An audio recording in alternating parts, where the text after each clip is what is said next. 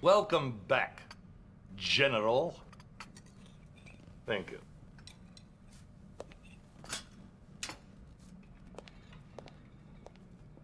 Yes, my friend, you have been promoted. I'm sure Krukov's treachery was as much as a shock to you as it was to me. As my most trusted senior officer, I need you now to lead our forces against those who would destroy us. Sir, we've detected Imperial forces still occupying some Soviet territories. Let's let them be, for they will be nothing without their venerable leader, their emperor.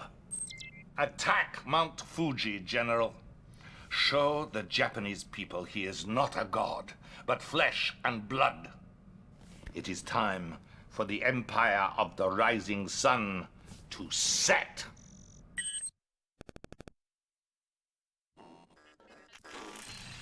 Things are not what they seem. When you hear what I have to say, you might believe I'm out of my mind, but I speak truth. Now, listen. I have created a machine which allows man to travel through time.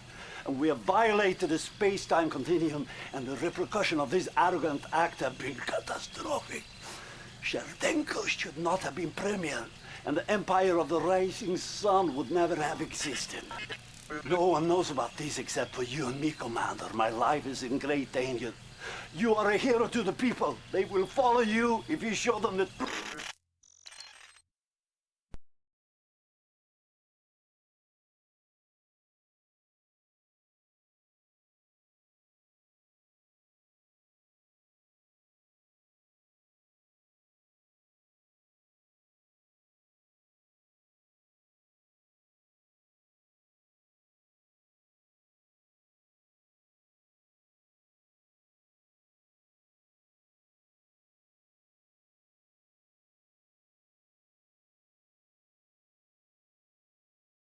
Hello there, and welcome to part 7 of the Red Alert 3 tour. We are on Mount Fuji for the assassination of Emperor Hirohito. I think that's right. Now, first part should be simple enough. It can be quite annoying if you don't save when you get the bit of this part, which, for those of you who probably realised the opening briefing was gone, that's because I failed this about 3 times and I could not be asked to repeat that briefing, so I just loaded from the last save. And you will want to save after you, well, spring the trap, and then the bear and conscript are taken captive. You are in, yeah, you need to just, oh, where are they? Yeah. Take it slow on this part. Now, you do need to wait for these guys to vanish and disappear, so they just continue this. It's quite an easy part. You're told what, well, just pay attention to troop movements and don't get in their way. You should be able to do the rest. You just follow the lines. Now, in this mission, you are introduced to the Apocalypse tanks for the Soviet Union, and it's also the first mission, I believe. First mission, well, where you're fighting against 4 opponents, which is, for those of you who haven't played this before, 4 opponents is quite a hard thing if you're facing them all at once. Luckily though, they do come in intermediately, and each of them focus on a different production of unit that they make. So the first base you have to attack focuses on armor mainly, and the second base is C, and the final base, which I haven't really faced any attacks on the final base. I think they're more defensive thing. They're much more defensive, so they don't really attack you, the final base. But you do need to be aware that in this you do need to focus on defense on an equal level as much as offense. So I would recommend you build a war factory, barracks, and a airport, air station, or whatever you want to call it. Now, this is for one particular reason. For defense, you will need a mixture of apocalypse tanks and flak units because of the King Onis that come in. They do send in King Onis at regular intervals. So the apocalypse tanks can take care of the King Onis, but they can't take care of air attacks, which is what you need the flak for. And since they'll be mainly charging at you with armor, you won't be dealing with that many infantry. Although they do send in infantry at some points. And you will want a heliport or airport, I don't remember the name of it, for the production of Kirov airships, which is what you will need as your primary offensive unit in this game, because of the fact that the Rising Sun excel on land units but fall down when it comes to air units, whereas the Soviets excel in air units, which means that if you have Kirov airships, you will have the upper hand in all battles because you're using your superior weaponry. You will need about 5-6 of them to defeat each of them. So you don't need that many because Kirov airships are quite strong, and eventually you'll get them up to star level where they'll start repairing themselves. But again, you do need to focus on defense as well as offense, so I would heavily recommend you build defensive units, obviously. Although it's up to you what defensive units you would prefer, whether it be in the form of war factory, barracks, or airfield.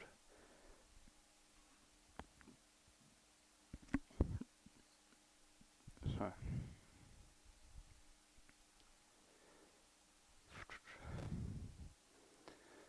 Here they come. Oh, they also use their special unit, which I forgot her name. Yukiro Omega or something like that. And for her, you need a lot of units because they will send her at regular intervals, and she will be able to destroy 3-4 apocalypse tanks easily. So you need a lot of units in defense.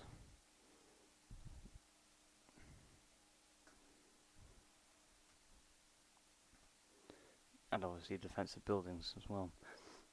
You shouldn't have to worry about the naval base because your ally sends attacks against them more, but you do need to.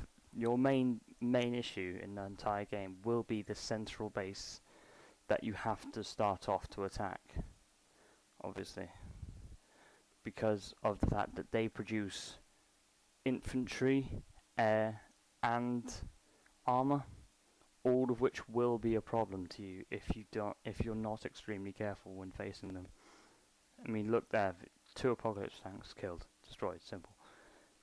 You need to build a viable defense as quickly as you possibly can before you can even think about doing an offensive capability. But if possible, if you have enough funds, make defensive buildings and defensive units and offensive units at the same time, so that you can push the defensive while at the same time strategically taking out their production facilities. And since this is really the first mission where you are destroying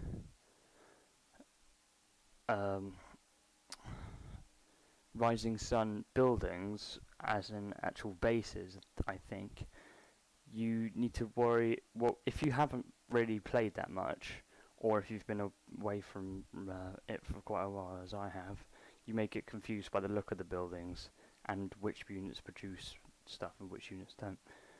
Their main defensive capabilities will be on land, which comes in the form of huge turrets in the start of their bases, because of the fact, of course, they excel on land, but they fall down in air.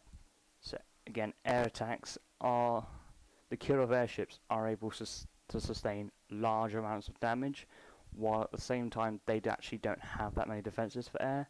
So you should be fine if you just send Kirov airships at them. I think I put some V8s. Yeah, I tried to put some V8s because I thought I could get them, but then I realised that they get destroyed so easily.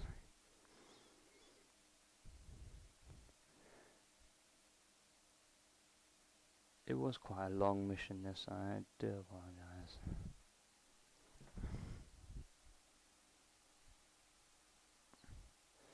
And here's your naval.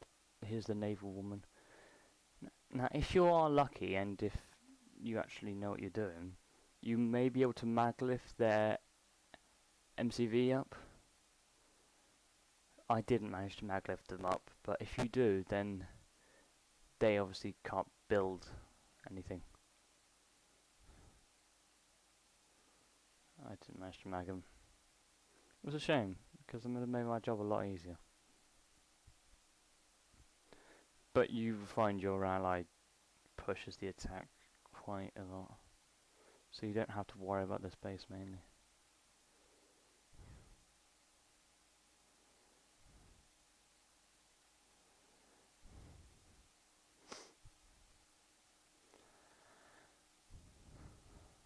Right, I'm gonna be quiet now, so you can just watch what I do if you want.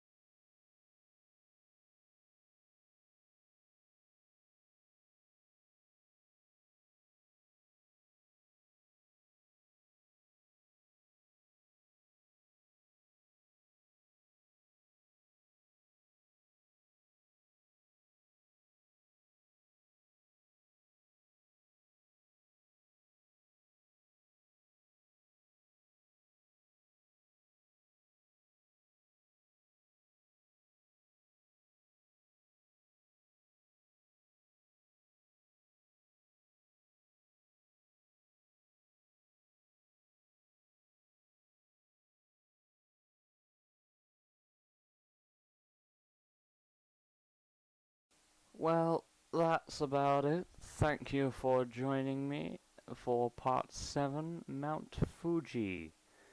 And the next mission, which is part 8, will be Easter Island, where you are there to put a trap for the Allied embassy, and then you end up defeating the Premier and his giant volcano cannon, which is pretty fun, although extremely annoying. It's quite a hard mission. But see you then, lads. My name is Unimportant, and this has been Red Alert 3.